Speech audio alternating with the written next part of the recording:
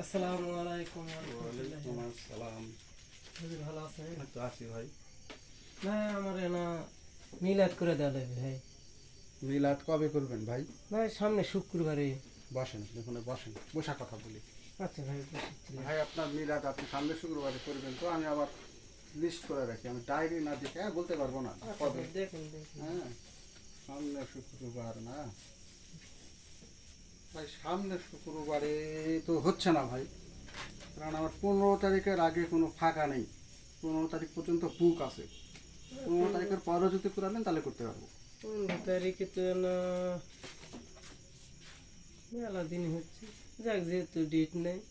আচ্ছা ভাই তাহলে সামনে শুক্রবারে যেহেতু হচ্ছে না তাহলে 15 তারিখের পরে আমাকে করে দেন।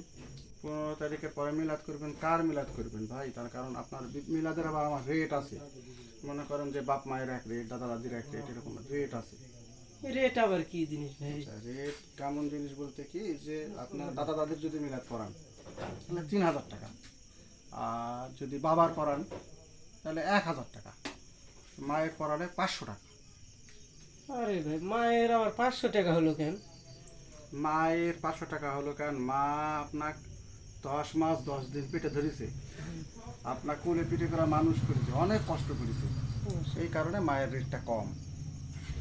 তাহলে ভাই মায়ের মায়েরটাই করে দেন। আচ্ছা, মায়েরটা করে দিব।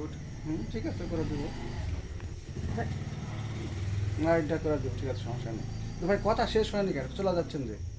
কি কি হয়েছে, কি সমস্যা কোন দিন? আরও কথা আছে তো ভাই। আচ্ছা বলেন বলেন। বিষয়টা হচ্ছে যে আপনার আমার সাথে তো আমি একাই তাহলে ভাই কথা তো শেষ হয়ে গেল ভাই। না তাহলে ভাই, না, কথা আছে ভাই, আরো কথা আছে, কথা শেষ হয়নি তো। আরে ভাই আবার কি? বসেন, আপনার তাড়াহুড়া আচ্ছা করলে ভাই, তো হবে না ভাই। আচ্ছা আচ্ছা ভাই। বিষয়টা হচ্ছে যে মিলাদ পড়ানোর জন্য তো আমি একা আসতে পারবো না ভাই। হ্যাঁ আমার আরো ফকির টকির গুলো আসবে।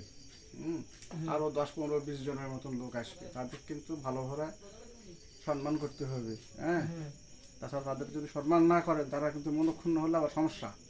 হ্যাঁ। হ্যাঁ, আচ্ছা ভাই ঠিক আছে, আমি সম্মান সম্মান বলতে করব। আপনি বুঝতে পারছেন সম্মান তো, না তাদের সমস্ত কিছু করব, না না সমস্যা নেই। ভাই এত ছটফট করেন না, বসেন। ও আচ্ছা বসেছি সম্মান ভাই। বলতে হচ্ছে আপনি বুঝতে পারছেন না, তাদের খাওয়ান দাওয়ার ব্যবস্থাটা ভালো করে করতে হবে। হ্যাঁ ভাই করবো তো, সমস্যা নেই। খাওয়া দাওয়ার মেনুগুলো শুনালেন তাহলে আপনি। আচ্ছা বলেন ভাই বলেন।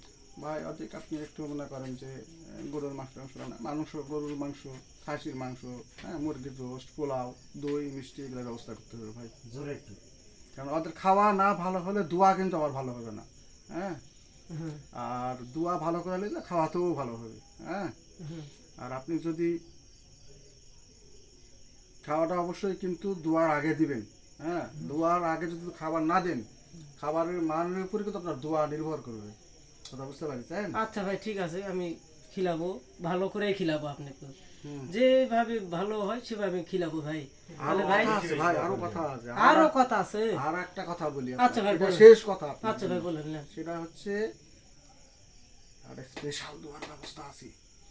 হ্যাঁ, আপনি যদি যে মুরগিগুলো আসবে এদের বাড়ির জন্য যারা একটা পার্সেল দিতে পারেন, তাহলে ওই দোয়ার পরে আর একটা স্পেশাল দোয়া করে দিব।